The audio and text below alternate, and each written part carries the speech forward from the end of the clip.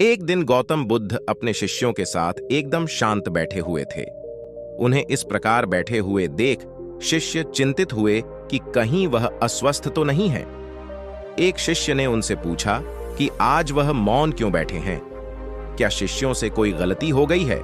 इसी बीच एक अन्य शिष्य ने पूछा कि क्या वह अस्वस्थ हैं? पर बुद्ध मौन रहे। तभी कुछ दूर खड़ा व्यक्ति जोर से चिल्लाया, आज मुझे सभा में बैठने की अनुमति क्यों नहीं दी गई है? बुद्ध आंखें बंद करके ध्यान मग्न हो गए। वह व्यक्ति फिर से चिल्लाया, मुझे प्रवेश की अनुमति क्यों नहीं मिली? इसी बीच एक उदार शिष्य ने उसका पक्ष लेते हुए कहा कि उसे सभा में आने की अनुमति प्रदान की जाए। बुद्ध ने आंखें खोलीं और बोले, नहीं, वह अछूत है, उसे आज्ञा नहीं दी जा सकती। यह सुनकर शिष्यों को बड़ा आश्चर्य हुआ। बुद्ध उनके मन का भाव समझ गए और बोले, हाँ, वह अछूत है। इस पर कई शिष्य बोले, हमारे आश्रम में जात पात का कोई भेद ही नहीं, फिर वह अछूत कैसे हो गया? तब बुद्ध ने समझाया, आज वह क्रोधित होकर आया है।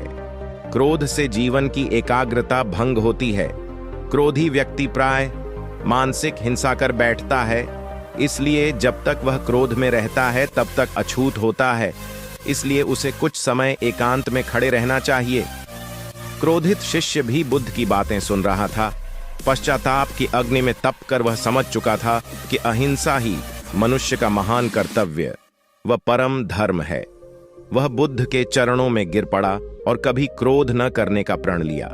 आशय यह है कि क्रोध के कारण व्यक्ति अनर्थ कर बैठता है और पश्चाताप उसे बाद में होता है, जिसका कोई लाभ नहीं मिलता। इसलिए हमें क्रोध नहीं करना चाहिए।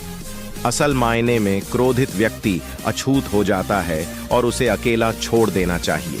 क्रोध करने से तन, मन और धन तीनों की हानि होती है। क्रोध से ज्यादा हानिकारक कोई और वस्तु नहीं है।